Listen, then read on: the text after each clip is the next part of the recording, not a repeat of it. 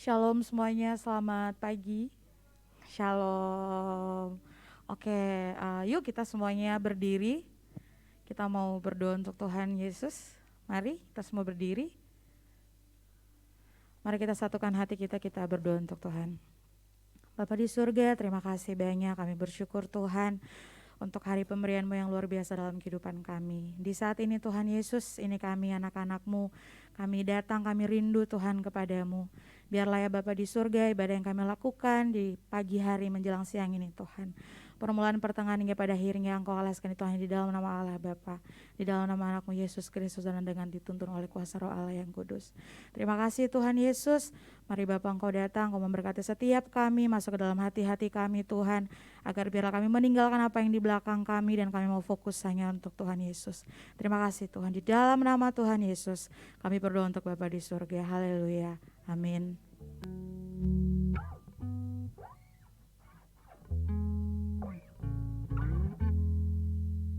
Sekali lagi shalom teman-teman. Shalom. Gimana kabarnya seminggu ini? Luar biasa, puji Tuhan. Luar biasa. Boleh dimunculkan visi dan misi kita? Kita baca bareng-bareng ya. Ayo, mari kita baca bareng-bareng. 1, 2, 3. Mengalami Tuhan dan hidup dalam prioritas yang benar. Misinya 1, 2, 3. Menjadi suratan Kristus yang terbuka dan terbaca. Beri sorak-sorai buat Tuhan kita. Semua siap memuji Tuhan, amin. Mari kita angkat satu pujian. Saudara-saudara percaya bahwa Tuhan menetapkan langkah-langkah kita, amin.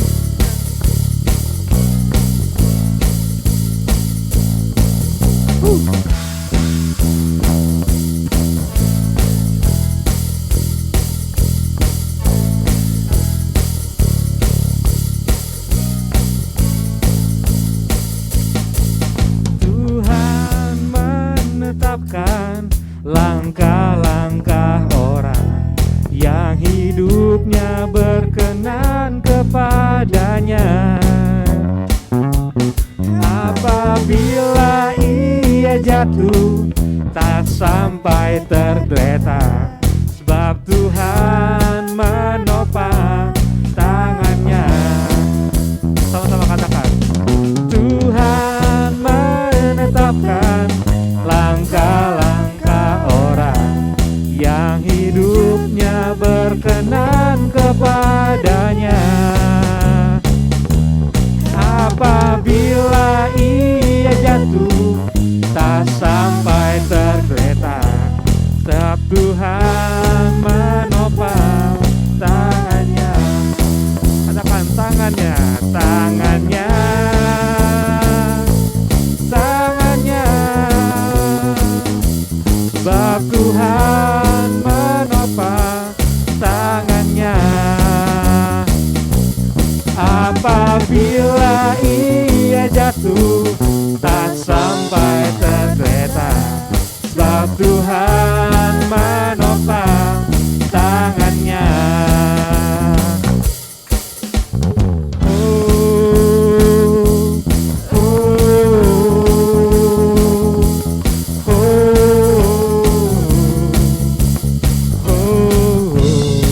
Sama-sama katakan, Tuhan menetapkan langkah-langkah orang yang hidupnya berkenan kepadanya.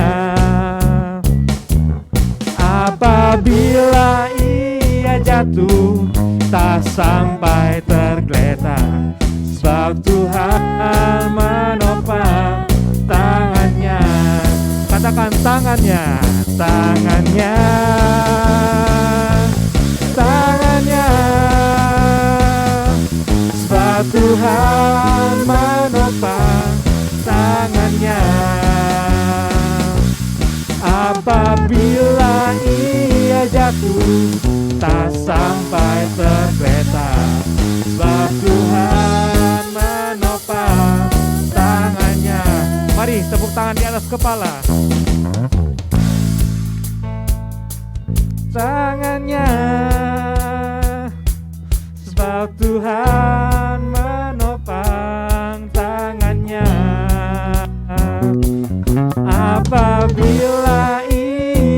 waktu tak sampai tergeletak, sebab Tuhan menopang tangannya.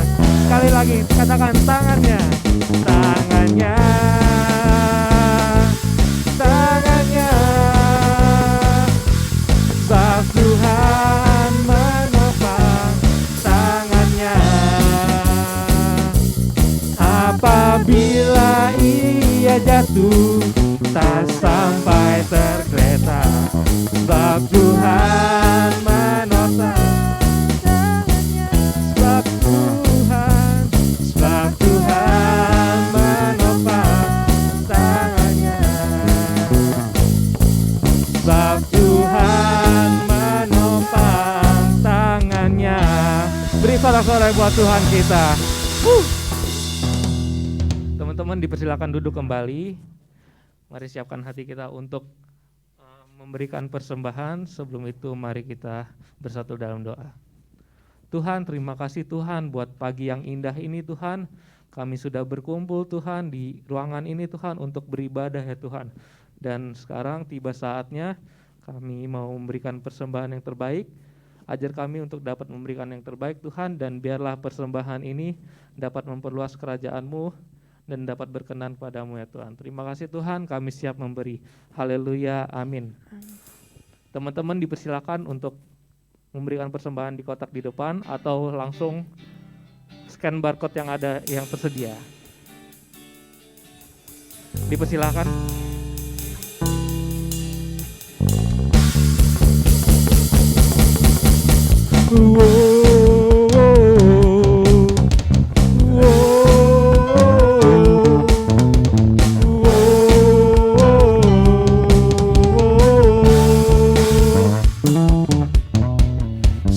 Sukacitaku penuh dalam Yesus Tuhanku, anggur baru Tuhan sediakan, rahmat-Nya Dia limpahkan, selalu baru setiap hari. Oh, dalam Yesus bukan berduka. Saya undang teman-teman untuk bangkit berdiri kembali.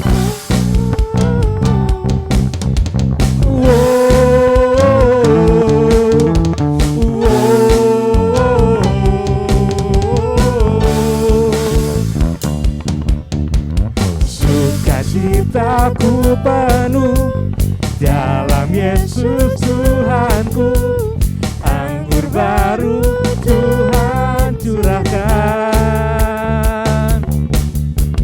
kekuatan Dia limpahkan, selalu baru setiap hari. Oh, dalam Yesus ku kan bersuka. Puji Dia, tinggikan namanya. Puji Dia, muliakan namanya. Ku akan selalu bersyukur, sebab Dia pokok pujianku. Ya Yesus, sukacitaku.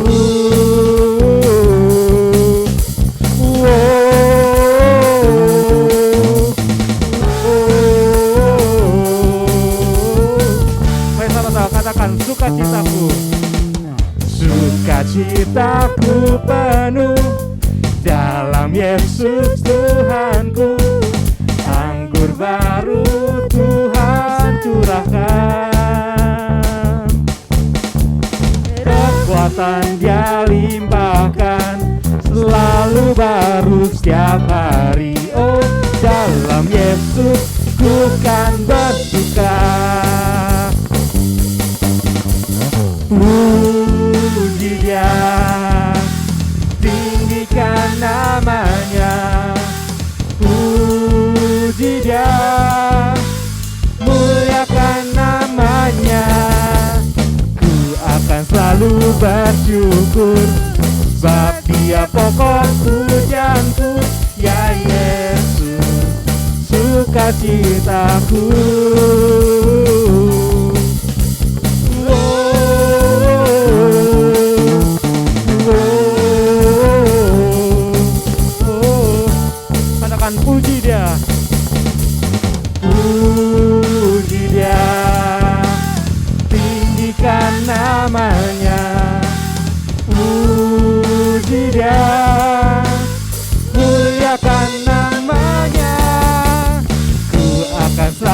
bersyukur, sebab Dia pokok pujianku. Ya Yesus, sukacitaku. Ya Yesus, sukacitaku. Ya Yesus, sukacitaku.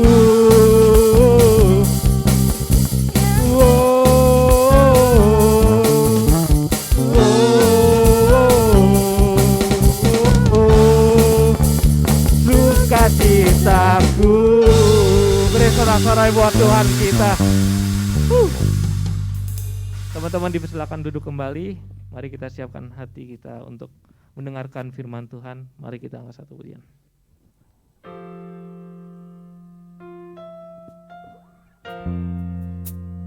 Engkau Tuhan yang layak menerima segala pujian dari kami Tuhan.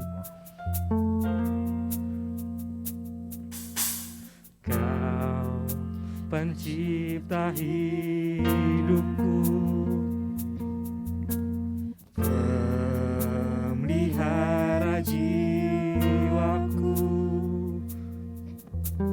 Kau layak terima segala pujian, ku naikkan syukurku. Kau pemilik hidupku, dalam kasih setiamu Yesusku. Kau layak terima segala pujian, ku naikkan sembahku.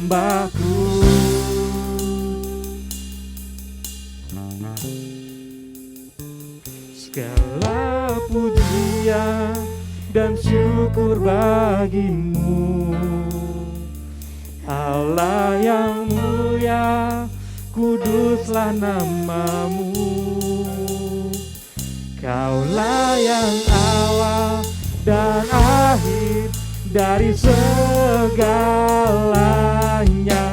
Yesus, segala pujian bagiku.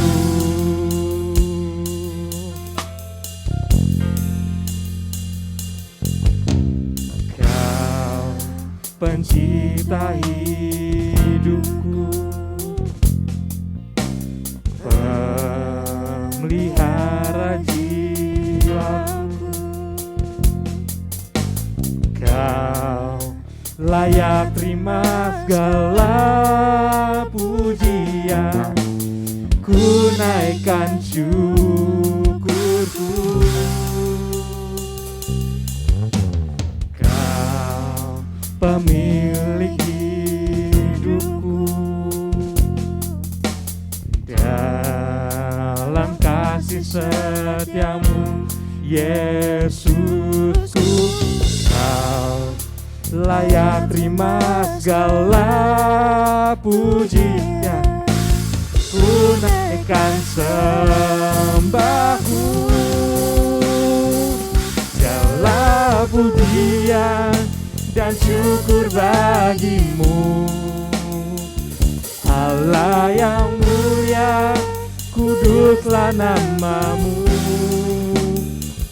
Kaulah yang awal dan akhir dari segalanya.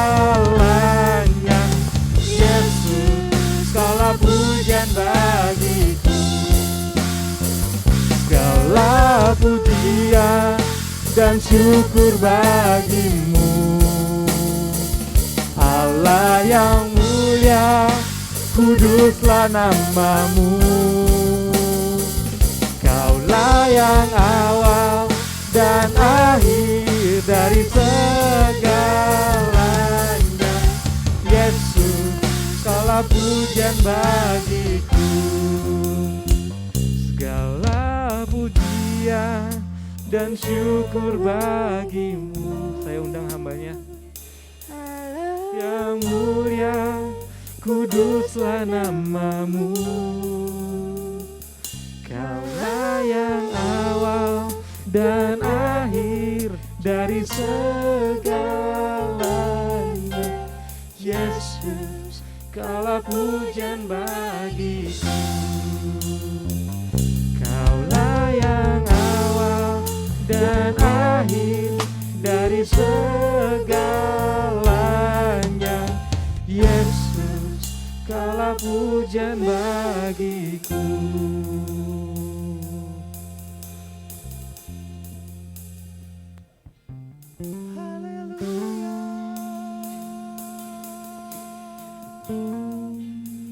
Kami memuji-Mu Tuhan,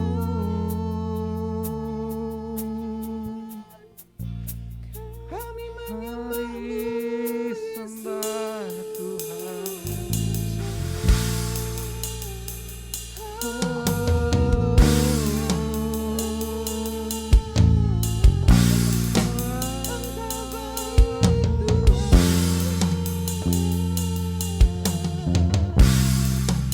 Terima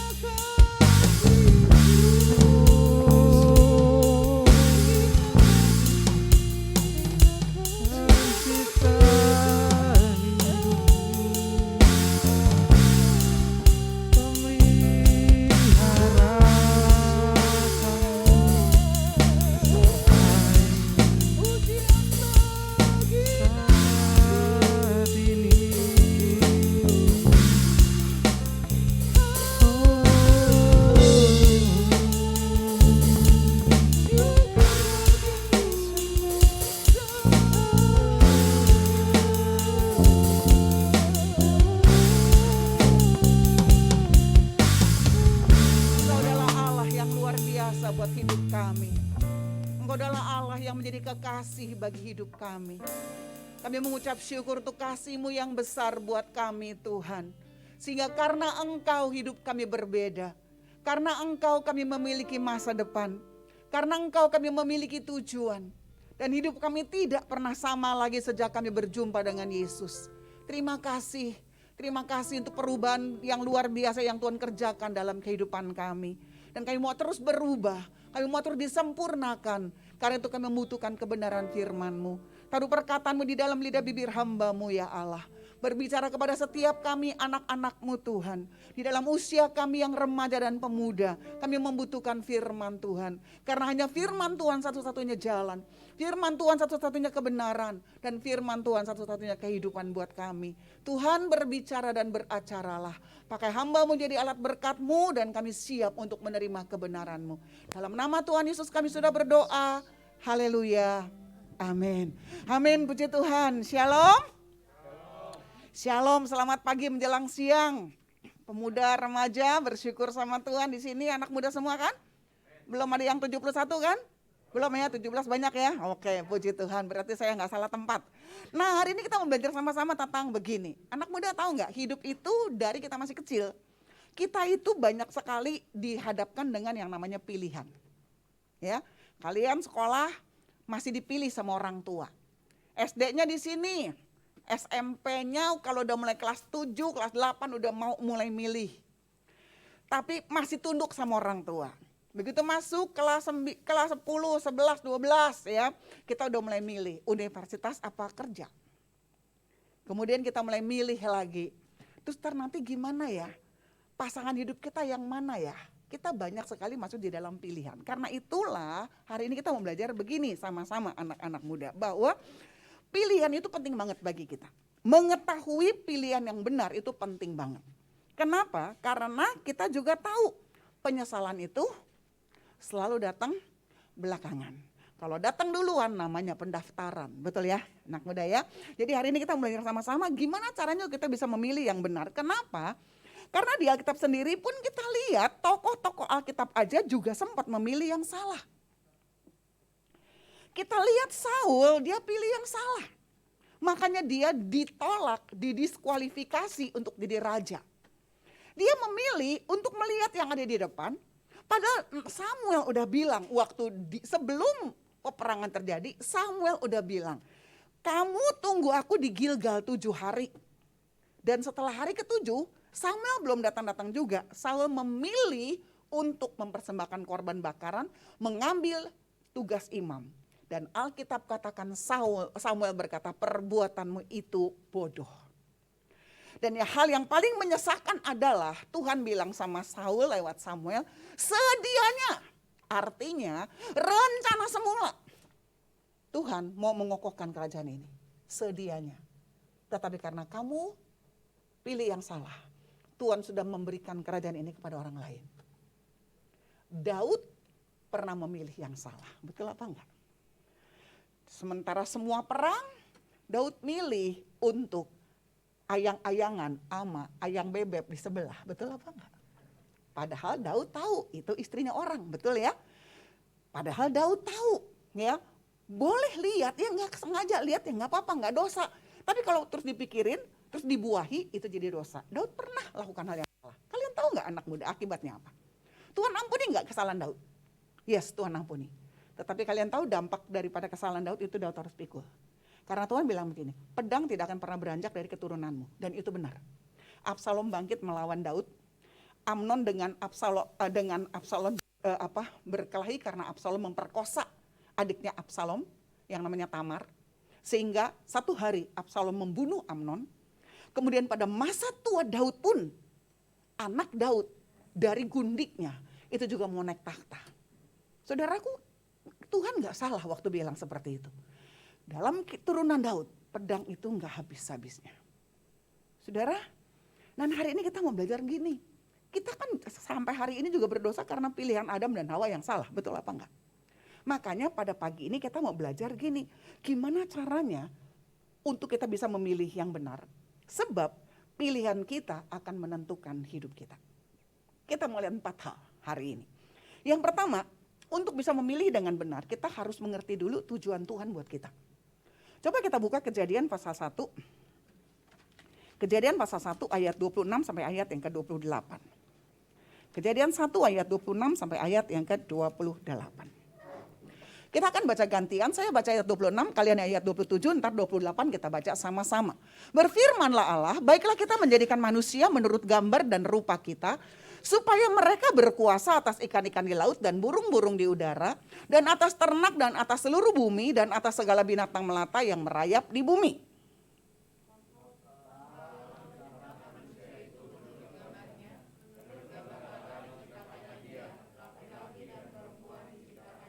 Iya, sama-sama.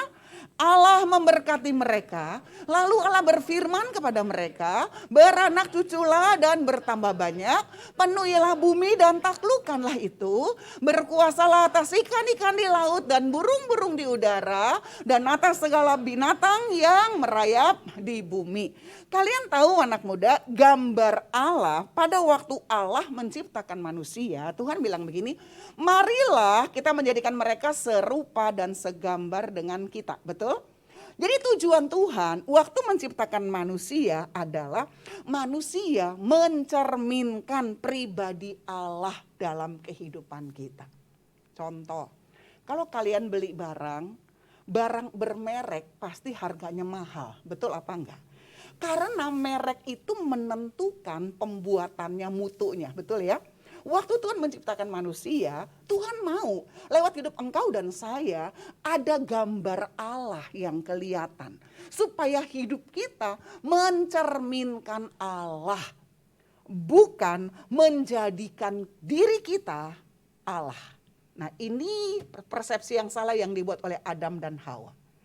Karena pada waktu ular itu menggoda Hawa, ular bilang begini, makan aja, kamu gak bakalan mati tapi kamu akan menjadi seperti Allah. Hawa makan karena dia lupa dia yang harusnya gambaran Allah. Gak usah mau jadi seperti Allah, betul ya? Gambaran Allah itu merepresentasikan Allah, bukan Allahnya. Tapi gambarnya itu lewat gambarnya orang bisa kenal, oh itu Allah. Nah, jadi tujuan Allah waktu menciptakan manusia, ingat untuk apa? Yesaya 43 ayat 7 berkata, semua manusia yang diciptakan menurut kemuliaannya. Saudara dan saya, Yesaya 43 ayat 7 berkata kita itu diciptakan untuk apa? Kemuliaan Tuhan. Dibentuk dijadikan untuk apa? Kemuliaan Tuhan. Amin. Berarti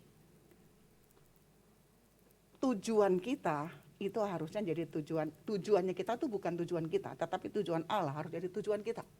Berarti kita yang harus masuk di dalam rencana Allah, bukan Allah yang mesti masuk dalam rencananya kita. Berarti kita tahu hari ini panggilan kita itu Tuhan. Makanya tadi saya suka misi dari GBI Sungai Yordan, Taman Ratu, youth-nya. Apa misinya? Menjadi suratan Kristus yang terbuka dan enggak cuman kebuka doang men, tapi bisa dibaca, amin. Jangan kebuka, gue bisa baca nggak, kagak, kabur, betul apa kagak? Ya kan ya. Kenapa? Habis hidupnya kayak begini. Tuhan mau kita terbuka dan terbaca, artinya dimanapun kita berada orang bisa kita jadi terbuka dan terbaca sama orang lain. Itu tujuan Allah. Jadi anak muda, ingat ya, kita jadi sekarang ngerti ini tujuannya Allah. Berarti kalau saat ini kita sekolah, kalau saat ini kita kuliah, Tuhan itu punya tujuan buat kita. Kita sekolah itu untuk menggenapi tujuan Tuhan, bukan buat nyenengin hati orang tua doang. Ingat ya, kita kuliah dapat nilai baik, itu bukan supaya gua ranking dapat beasiswa, bukan tujuannya. Tapi tujuannya karena kita tahu ada tujuan Allah. Coba kita lihat di luar sana. Berapa banyak anak muda otaknya lebih encer dari kita. Kita kadang-kadang otaknya rada-rada jongkok sedikit tiarap, ya gak ya? Kita lihat itu orang ini pintar banget ya, tapi kagak sekolah. Kenapa? Gak bisa sekolah, betul apa gak? Jadi Kongko dan saya bisa sekolah, bisa mengecam yang namanya bangku pendidikan, karena Tuhan punya tujuan buat kita di situ. Amin. Jadi sekolah kita kagak asal-asalan. Kuliah kita nggak asal-asalan. Dapat nilai baik bukan supaya dapat gebetan, amin. Kita dapat nilai baik karena kita tahu ini ada tujuan Tuhan nih buat saya nih. Makanya saya kerja dengan benar. Supaya suratan Kristus itu kebaca dalam hidup saya. Makanya saya sekolah dengan benar. Orang lain bolos, saya enggak. Kenapa? Karena saya tahu Tuhan punya tujuan. Anak muda, dan ingat, pada waktu kalian nanti dewasa, menikah atau tidak menikah, itu juga bicara tentang tujuan Allah. Sekali lagi, menikah atau tidak menikah, itu juga bicara tentang tujuannya Allah. Jadi, kalau sekarang teman-teman udah punya pasangan, kalian masih masuk ikatan jomblo sedunia, ya. Jangan terus minder. Terus bilang begini, Masya ampun, gue kok kayaknya belum ada yang nawar-nawar nih ya. Nih, gue udah lirik-lirik karena kan sekarang nih di itu aja di situs aja ada loh, cari jodoh, betul apa kagak? Ya kan, wih nyari jodoh lo, kalau kita suka ke sebelah kanan, nggak suka buang ke kiri, betul nggak saudara ya kan ya? Ya, ini lihat nih jodoh nih, ingat anak muda, ya dapat jodoh itu bukan cari status, amin. Tapi kalau engkau satu hari dapat jodoh, itu karena engkau tahu itu tujuan Tuhan. Tapi kalau satu hari pun engkau tidak dapat jodoh, engkau juga mesti tahu itu juga tujuan Tuhan. Waktu kita nggak ngerti, kok kayak gini ya? Tetapi nanti pada hari-harinya, setahun, 2 tahun, 5 tahun, 10 tahun kita baru ngerti. Oh ini loh tujuan Tuhan. Kenapa ya? Kalian pacaran, diputusin sama ayang bebek, betul nggak? Saya mau bilang sama kalian, kagak usah nangis 3 hari 3 malam. Ya, nggak usah gantung diri di pohon toge, jangan. Ya, tapi ingat kalau putus sama dia, Tuhan tuh punya tujuan buat kita. Dia itu ternyata nggak sebaik apa yang kita pikirkan, amin. Malah kalau diputusin pacar, dikhianatin dia, saya bilang sama kalian, bilang tuh sama kakak pembinamu, sama Jovan, sama Meike, kita makan-makan. Kenapa gua diputusin? Yuk kita pesta, yuk kita bakar-bakaran, bukan bakar rumah, bakar mobil, bukan ya? Ya, yuk kenapa? Gua habis diputusin, dikhianatin gua sama dia. Dasar bener-bener dia masa selingkuh sama dakwacan, betul apa kagak? Ya kan ya? Enggak. Kita bilang gini, ayo kita makan-makan. Kenapa? Karena ternyata dia nggak pantas buat saya. Amin. Ingat Tuhan punya tujuan. Dan ingat ya anak muda ya. Kadang-kadang kita terpengaruh. Orang suka bilang begini, kapan lu punya pacar? Enak tahu punya pacar pulang pergi digoncengin. Enak tahu punya pacar, bisa kalau hari Sabtu nggak ngapa-ngapain, bisa ada teman main. Ya, ingat anak muda, pacaran jangan cari status. Tapi kalau engkau ketemu dengan pasangan hidupmu, engkau tahu benar itu adalah tujuannya Tuhan. Sehingga engkau nggak sembarangan, nggak ngejar. Karena saya pernah punya teman, dia menikah itu karena orang tua, karena keluarga, karena teman-teman. Tiap kali ketemu selalu nanya gini, kapan kawin? Betul Pak Kakak?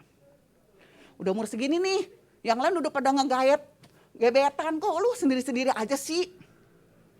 Karena itulah dia menikah. Dan setelah menikah 4 bulan, dia baru tahu bahwa suaminya itu ternyata udah punya istri lagi, tanpa sepengetahuan dia. Dia bilang, lu bayangin, dia bilang masa gini, bayangin sakit hatinya tuh kayak apa. Dia kasih gelang emas nih, si cowok kasih gelang emas sama teman saya nih. Ini buat kamu hadiah ulang tahun. Teman saya bilang gini, udahlah gak usah kasih gitu-gituan. Ya udah ya, gue simpen ya, kata nih cowok nih, ya buaya darat, betul apa kagak? Ya kan ya. Nih gue simpenin dah ya. Satu kali waktu ketahuan dikasih tahu nggak kalau suami itu sebetulnya punya istri lagi, udah punya anak. Dia datang ke sana, itu gelang yang dia punya, yang katanya disimpan sama suaminya, itu ternyata dipakai sama itu perempuan. Jadi rupanya dia pura-pura ngasih ke sini, apa mungkin dia pinjam dari sono, betul apa kagak, kan kagak tahu, betul apa kagak ya. Jadi saudara ingat ya, kita punya tujuan. Entah menikah entah tidak menikah, kita punya tujuan. Karena Tuhan punya tujuan dalam hidup kita, supaya kita jangan salah pilih. Karena kalau kita salah pilih, sengsara ujungnya. Sebab menikah nggak menikah, itu oke aja kalau kita ada di dalam Tuhan. Amin. Itu yang pertama. Yang kedua, kita mesti mengerti nilai dan prinsip hidup di dalam Tuhan. Harus mengerti nilai dan prinsip hidup supaya kita milihnya benar. Harus memilih nilai, apa artinya? Nilai itu bicara tentang apa? Nilai bicara tentang norma. Nilai bicara tentang aturan-aturan. Nilai berbicara tentang rambu-rambu yang membentuk kita satu sistem kepercayaan dalam hidup kita untuk menuntun kita dalam menjalani kehidupan kita. Jadi nilai itu adalah suatu membentuk sistem kita, sistem kepercayaan kita untuk kita bisa dituntun menjalani hidup kita. Contoh, di dalam Daniel pasal 1 ayat yang ke-8. Kita buka sama-sama, Daniel 1 ayat yang ke-8. Dah, kita baca sama-sama, 2, 3. Daniel berketetapan untuk tidak menajiskan dirinya dengan santapan raja dan dengan anggur yang biasa diminum raja. Dimintanyalah kepada pemimpin pegawai istana itu supaya ia tak usah menajiskan dirinya. Itu yang namanya nilai. Pada waktu bangsa Israel dikalahkan oleh bangsa Babel dan Daniel bersama dengan teman-temannya dibawa ke Babel sebagai tawanan, maka di Babel mereka masuk dalam istana untuk belajar kerajaan, tentang ilmu-ilmu kerajaan. Dan kalian jangan salah ya, karena dikatakan Daniel itu termasuk orang pinter. Jadi diajarin tuh bagaimana cara ngeramal dan kawan-kawan itu dulu Daniel. Dan Alkitab bilang di situ, zaman dulu saudara ingat bangsa Israel itu kenal dengan makanan yang haram dan tidak haram, betul ya? Dan Alkitab katakan ini yang namanya nilai. Daniel punya prinsip yang dia jalanin dalam hidupnya, bahwa saya nggak boleh makan seperti ini. Walaupun saya ada di pembuangan, saya nggak akan makan seperti ini. Dia udah pikir bahwa yang menuntun dia itu adalah kebenaran supaya dia bisa jalanin hidupnya dia. Ini namanya nilai. Ya, artinya gini. Kita bilang begini, iya deh gue tahu gue anak Tuhan. Kalau saya anak Tuhan, hidup kita harus sama depan sama belakang. Itu namanya nilai. Apa yang kita jalanin, ngerti ya? Jangan sampai di gereja holy, di luar horor, betul? Ya kan ya? Tapi kita jalanin hidup kita tuh apa adanya. Bukan ada apanya, ya? Apa adanya. Pokoknya saya di gereja begini, di luar juga saya begini. Di gereja saya belajar nih, hidupnya bener. Di luar juga kita mesti bener. Itu yang namanya nilai. Karena itu membentuk sistem kepercayaan kita untuk kita jalanin hidup. Kenapa kita nggak nyontek di sekolah? Bukan karena nggak ada contekan. Tetapi karena kita tahu ini nilai yang kita pegang. Bahwa kita harus jalan di dalam kekudusan dan dalam kebenaran. Ya. Nah, ini. Kemudian prinsip harus mengerti nilai dan prinsip. Prinsip itu bicara tentang kebenaran yang menjadi pokok dasar untuk berpikir dan bertindak. Itu namanya prinsip. Kebenaran yang menjadi dasar untuk kita berpikir dan bertindak. Contohnya siapa? Ingat Yusuf nggak? Waktu Yusuf dibawa jadi budak ke rumah Potifar, Yusuf kerja di sana sebagai budak dengan segenap hati. Buktinya dari mana? Walaupun dia budak, tapi dia kerjakan semua dengan sebaik mungkin sampai tuannya itu si Potifar mempercayakan semua kepada Yusuf. Betul? Kedudukan Yusuf udah enak. Kepala budak, disayang sama tuannya. Tapi Yusuf mengerti prinsip. Dia bisa hidup lebih enak lagi kalau bukan cuma jadi budak tapi jadi simpenan tante-tante. Betul apa kagak? Karena Tante Poti ngelihat si Yusuf, betul ya? Ini Tante Poti kagak boleh ngeliat berondong, saudara, ya kan ya. Mungkin dia ngeliat berondong ini, Yusuf ini kayak artis Korea kali, ya gak ya. Dia bilang, wih ganteng banget ya ini, betul apa enggak, ya kan ya. Nah si Tante Poti ngerayu Yusuf lah. Dan kalau kita baca di dalam Kejadian, pasal yang ke-39, di dalam ayat yang ke-9, Alkitab katakan, walaupun, jadi Yusuf itu berkali-kali, bukan cuma sekali doang. Berkali-kali dibujuk supaya tidur sama dia. Ada waktu di rumah dia lagi nyapu, ya masuk ke kamar tuannya. Mungkin nih Tante Poti bilang ini Cup, kita bobo ciang ya Cup. Gitu kok kali-kali ya saudara ya kan ya. Nah, tapi ini yang namanya prinsip. Prinsip adalah kebenaran yang menjadi pokok dasar untuk kita berpikir dan bertindak. Yusuf konsisten. Yusuf nggak bilang begini, ya habis bagaimana ya namanya kucing ditawarin daging ya udah diembat juga, kagak tuh. Nggak ada pakai alasan. Bahkan sampai akhirnya Yusuf tanda kutip mau diperkosa sama si Tante Poti, dipaksa buat tidur bareng-bareng, Yusuf lepasin jubahnya, Yusuf lari. Walaupun untuk itu Yusuf harus masuk penjara. Contoh yang paling gampang begini. Kenapa kita harus punya nilai dan prinsip dalam hidup kita? Ingat, nilai dan prinsip dalam hidup kita. Firman Tuhan bilang begini, ingat terang dan gelap nggak boleh jadi satu. Betul? Kita nggak bisa bilang begini, Tuhan nggak tahu kalau terang itu kelewat silo. Gelap kesian, gelap banget. Terang sama gelap jadiin satu, bagus Tuhan, remang-remang. Enggak. Betul kan? Kita juga nggak bisa bilang begini, Tuhan ini penginjilan pribadi, ya enggak ya. Saya injilin dia, ntar dia ikut saya ke gereja menangin jiwa, kan Tuhan untung, saya untung, betul apa kagak? Tuhan dapat rohnya, saya dapat tubuhnya, betul apa kagak? Tapi hari ini kita mau bilang, ini yang namanya pilihan. Ingat, terang sama gelap tetap nggak boleh jadi satu. Bukan berarti kita nggak boleh bergaul, boleh. Tapi kita punya prinsip. Oh kamu mau sama saya, ingat ya, saya itu anak Tuhan. Saya menyembah Yesus. Saya percaya dia adalah satu-satunya juru selamat. Kalau kamu mau ikut saya, kamu harus sayang dulu Tuhan saya. Teman saya punya anak di Singapura. Ini anak cinta Tuhan luar biasa.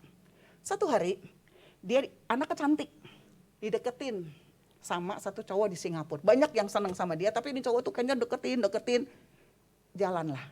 Ini cowok, papa mamanya tuh semuanya Buddha totok. Nah, ini cowok ikut ke gereja. 1 tahun loh kebaktian. Jadi, karena nih anak perempuan bilang begini, kalau kamu mau sama saya, kamu tahu ya, saya anak Tuhan, saya nggak akan mungkin kemana-mana. Nah, saudara, ke gereja lah setahun. Kemarin teman saya ke Singapura, Desember. Ketemulah nih, kenalan nih sama ini cowok. Ya anaknya baru umur 21 tahun. Ya. Kenalan baik banget. Dia jemput di airport, orang tuanya tahu nih mamahnya nih cewek datang dari Indonesia. Wah udah siapin makanan, sediain undang ke restoran ini, restoran itu, restoran mahal. Kemudian pada waktu mau pulang, orang tua yang laki-laki bilang begini, kita bikin surat dulu yuk. Surat tanda jadi untuk menikah. Gitu, maksudnya nanti kita jadiin lah nanti pestanya kapan-kapan, pokoknya karena dia sayang banget sama ini anak ini katanya baik banget, dia nggak mau kehilangan. Teman saya bilang gini, nanti dulu lah, anak kan masih kecil baru umur 21, nantilah kita lihat ke depannya. Udah kan? Satu hari, seminggu atau 2 minggu setelah mamanya pulang, ini anak tuh ke gereja sama ini cowok. Gereja sama ini cowok, Itu di gereja bicara tentang perpuluhan. Pas pulang, tiba-tiba nih anak laki itu bilang begini sama pacarnya. Kristen. Orang Kristen itu brainwash ya. Cuman cuci otak doang. Dia kaget banget. Dia bilang, hah, itu firman Tuhan loh. Kamu bilang cuci otak. Iya, sorry ya. Saya itu penganut free thinker. Buat saya semua agama tuh sama. Semua agama tuh baik. Kalian tahu anak muda? Anak ini cinta banget sama ini cowok. Tapi dia bilang, Mami, waktu saya dengar hal itu saya kaget. Tapi saya langsung putuskan. Hari itu juga dia bilang sama cowoknya, kita pisah. Ternyata 1 tahun kamu ikut ke gereja, kamu tuh sama sekali gak tahu tentang Yesus. Kamu cuma ikut gereja cuma karena saya, bukan karena Yesus. Karena setiap kali kamu dengar firman, kamu hanya menganggap sebagai satu ajaran filsafat. Yang kamu bisa terima mana yang baik, kamu buang mana yang gak baik. Dan kamu anggap itu kekristenan adalah cuci otak. Gampang apa susah? Susah, tapi ini yang namanya nilai dan prinsip di dalam Tuhan. Sehingga sekarang ini dia bilang sama mamanya gini, Mam, capek. Setahun saya hubungan sama dia, jalin hubungan sama dia. Akhirnya begini aja. Mulai sekarang terjadi pelajaran buat saya. Kalau laki-laki itu mau sama saya, pertama yang paling penting adalah saya lihat, dia udah di dalam Tuhan apa belum. Makanya anak muda, ingat ya. Jangan apa-apa cinta, ya emang cinta 3B, buta, budak, bego, betul apa kagak, ya kan ya. Nah ya, tapi jangan sampai dibego-begoin sama cinta ya, jangan jadi bucin, betul saudara, ya kan ya. Tapi ambil pilihan yang benar, ingat kita punya nilai dan prinsip di dalam Tuhan. Nggak boleh pasangan nggak seiman, karena kita tahu pernikahan sekali seumur hidup, nggak boleh ada perceraian. Amin. Yang ketiga, ya, belajar juga untuk memiliki komunitas yang benar. Putuskan untuk punya komunitas yang benar. Kenapa? Karena orang-orang sekeliling kita itu banyak berpengaruh dalam hidup kita. 1 Korintus 15 ayat yang ke-33. 1 Korintus 15 ayat yang ke-33. Yuk kita baca sama-sama. 2, 3. Janganlah kamu sesat, pergaulan yang buruk merusakkan. Jangan sesat, pergaulan yang buruk sedikit demi sedikit akan merusakkan kebiasaan yang baik. Contoh, kalau kita bergaul sama teman-teman yang nggak ke gereja, lama-lama bisa ikut nggak? Bisa. Ah udahlah nggak usah ke gereja, lu sekali doang, betul apa kagak? Kita mikir ya lah nggak apa-apa. Kan ntar ada Zoom, kalau ada Zoom kan biasanya ada live streaming. Sore kan lu bisa kebaktian, betul? Kebaktiannya itu kita jalan hangout sampai malam. Nggak kebaktian hari itu. Lama-lama jadi kebiasaan, betul apa enggak? Alkitab tuh nggak pernah salah. Firman Tuhan bilang ingat pergaulan yang buruk merusakkan kebiasaan yang baik. Maka itulah bersyukur kalau kalian punya kelompok sel. Ya, karena kelompok sel adalah tempat di mana kalian bisa bersekutu satu sama lain. Kelompok sel tempat di mana kalian bisa bertumbuh bersama-sama. Sini semua udah masuk komsel? Udah ya, jangan masuk keluar kayak setrikaan. Jangan ya, udah masuk ya masuk ya nggak ya. Jangan keluar-keluar lagi ya. Nah masuk di dalam komsel itu bukan cuma sekedar, lumayan lu bisa temen ngobrol, bisa temen jalan-jalan. Enggak. Tapi di komsel inilah kita belajar bergaul dengan benar. Di komsel inilah kita juga belajar pengajaran firman Tuhan yang benar. Kenapa saya bilang pengajaran firman Tuhan yang benar? Sebab ada pengajaran firman Tuhan yang tidak benar, betul? Di luar sana banyak pengajaran firman Tuhan yang tidak benar. Ya, saya mau tanya lagi, banyak orang Kristen punya pemikiran gini, orang kalau udah meninggal, 40 hari itu rohnya masih gentayangan. Saya bilang sama kalian anak muda, kalau kata Alkitab, hari ini kita meninggal, hari ini juga kita bersama-sama dengan Yesus ada di surga. Enggak ada gentayangan tuh. Gue ketemu oma gue lu. Gue diimpiin belum 40 hari. Karena pernah ada pendeta yang pernah khotbah di gereja, ya, bilang begini, suaminya tuh meninggal. Dia khotbah dia bilang begini, itu bikin saya kaget. Wah, kemarin minggu lalu pas suami saya 40 hari. Dan kemarin saya lihat dia dada-dada sama saya mau ke surga. Men, dia bukan Tuhan Yesus, betul apa kagak? Iya kah? Saya bilang Tuhan Yesus 40 hari keliling ada di sini, bukan rohnya sama-sama tubuhnya, iya kan? Nah, ingat anak muda ya, kita mesti ambil keputusan, punya komunitas yang benar, pengajaran firman Tuhan yang benar. Makanya kita mesti selirikin firman karena banyak sekali penyesatan hari-hari ini. Jangan sampai kita juga ikut disesatkan. Dan yang terakhir yang keempat, belajar untuk Yang pertama apa? Memilih apa? Mengerti kita punya tujuan. Yang kedua, kita harus mengerti nilai dan prinsip di dalam Tuhan. Yang ketiga, kita punya komunitas yang benar. Dan yang keempat, kita harus mengenal Tuhan dengan benar. Hosea 6 ayat yang ketiga. Hosea pasal 6 ayat yang ketiga. Yuk kita baca sama-sama. Hosea 6 ayat yang ketiga.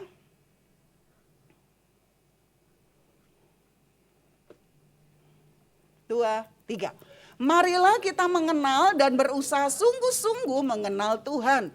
Ia pasti muncul seperti fajar, ia akan datang kepada kita seperti hujan pada akhir musim yang mengakhiri bumi. Artinya gini, pengenalan akan Tuhan membuat wawasan kita berkembang.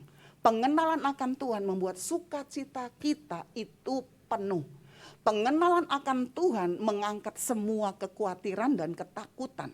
Pengenalan akan Tuhan memberikan kepada kita hidup di dalam kemantapan. Sebab kalau kita kenal Tuhan dengan benar, maka kita bisa berespon benar pada waktu masalah datang. Kalau kita mengenal Tuhan dengan benar, maka kita ngerti waktu Tuhan izinkan doa kita nggak dijawab.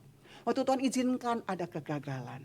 Waktu Tuhan izinkan kita udah sayang bener nih sama ayang beb tuh ya. Ayang bebek kayaknya sayang banget, tiba-tiba dia putusin kita. Kalau kita mengenal Tuhan dengan benar, kita tahu bahwa semua yang terjadi itu baik buat kita. Kalau kita mengenal Tuhan dengan benar, waktu kita nggak bisa meraih yang kita mau, kita juga percaya karena Tuhan udah siapkan yang lebih baik buat hidup kita. Aduh, pengen masuk universitas ini deh, pengen kuliah di sini itu udah cita-cita. Ternyata begitu kita selesai SMO, ya mau masuk kuliah kita nggak bisa masuk. Udah usaha kayak apapun kita nggak bisa. Ingat, orang yang mengenal Tuhan dengan benar, dia akan mengambil keputusan yang benar. Dia akan berkata, Tuhan kalau begitu tunjukin sama saya. Kita masuk universitas lain, nggak ada penyesalan. Dan berkata, coba tuh ya gue masuk kampus ini. Bapak gue sih gak mau bayar uang pangkal. Padahal kemarin tuh sebetulnya gue diterima tuh. Cuman uang pangkalnya doang aja tuh. Kenapa sih gue kayak begini? Kenapa sih Tuhan gak berkati papa saya sehingga punya duit sekian banyak bisa masukin saya ke sini? Kenapa saya harus masuk sini? Ingat, kalau orang mengenal Tuhan dengan benar, hidup tuh akan ada sedikit sekali penyesalan. Karena orang yang mengenal Tuhan dengan benar, dia akan tahu apa yang Tuhan rancangkan dari kita belum ada sampai sekarang, sampai yang akan datang. Tuhan udah taruh semuanya. Kita cuma tinggal jalanin. Kita percaya dalam hidup gak ada yang namanya kebetulan. Tetapi dalam hidup ada yang namanya rancangan Tuhan. Bahkan di dalam segala apa yang kita alami, kita tahu rancangan Tuhan itu adalah rancangan yang terbaik bagi setiap kita. Anak muda, hidup mungkin gak sempurna jalan tol yang lurus terus. Hidup mungkin gak seindah taman bermain, ya, di mana ada sukacita, ada tawa, ada sebagainya. Hidup mungkin akan membawa kita upside down, naik dan turun. Hidup mungkin akan membawa kita masuk bukan cuman ke taman bunga, tapi juga masuk ke padang gurun. Tapi ingat, kalau kita mengenal Tuhan dengan benar, kita akan masuk di dalam pilihan yang benar. Kita akan punya nilai hidup untuk menjalani hidup dengan benar. Karena kita punya tujuan yang benar. Kita tahu dalam segala apapun yang Tuhan izinkan, Tuhan punya rencana yang terbaik bagi hidup kita. Dia mengasihi kita dan kita hanya hidup di dalam tujuan Allah. Supaya lewat hidup kita, gambarannya tentang Yesus itu terlihat jelas. Dan lewat hidup kita, teman-teman kita bisa melihat siapa yang ada di dalam kita. Ambil keputusan yang benar. Amin. Kita berdoa.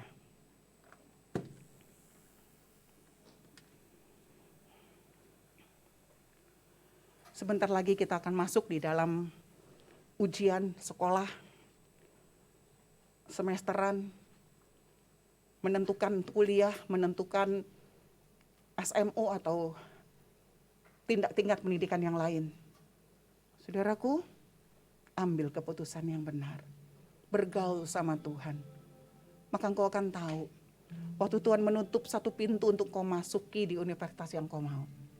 Waktu Tuhan menutup satu pintu di pekerjaan yang kau inginkan. Engkau harus melihat ke atas dan percaya. Ada yang lebih baik yang sedang Tuhan siapkan bagi hidupmu. Ada yang lebih indah yang Tuhan sedang berikan bagi hidupmu. percaya, tetap tinggal di dalam nilai dan prinsip yang benar. Ngerti hidup ini bukan untuk melakukan tujuan kita, tetap hidup adalah melakukan tujuannya Allah. Melekat sama Tuhan, bersandar sama Tuhan. Bangun persekutuan dengan Tuhan, supaya kau bisa mengenal Dia dengan lebih dekat lagi. Tuhan, meteraikan firman-Mu di dalam hati kami. Ada banyak hal yang mesti kami lakukan sebagai anak muda. Ada banyak keputusan-keputusan yang harus kami ambil. Baik untuk hidup kami, baik untuk kuliah kami, baik untuk masa depan kami, baik untuk pekerjaan kami, bahkan untuk pasangan hidup kami.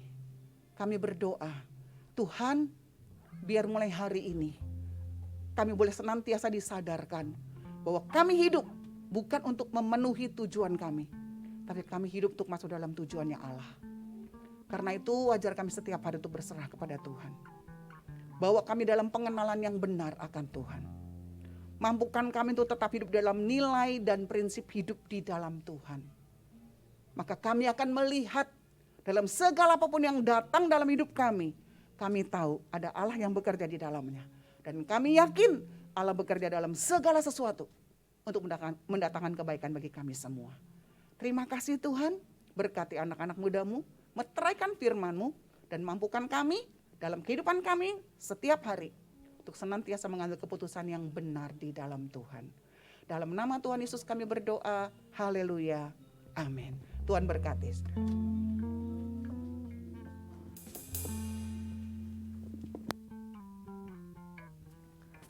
Oke, terima kasih untuk Ibu Helena atas pemberitaan firman-Nya. Siapa yang diberkati oleh firman Tuhan boleh lambaikan tangan. Puji Tuhan. Ada pengumuman? Ada dari DM. Iya. Jadi minggu depan kita dari DM mau merayakan Hari Ibu atau Mother's Day di ibadah umum. Jadi kami mengundang teman-teman semua minggu depan untuk ibadah umum juga ya. Nanti kita ngerayain bareng-bareng, oke? Oke, itu aja. Terima kasih. Saya undang Ibu Helena kembali buat doa berkat.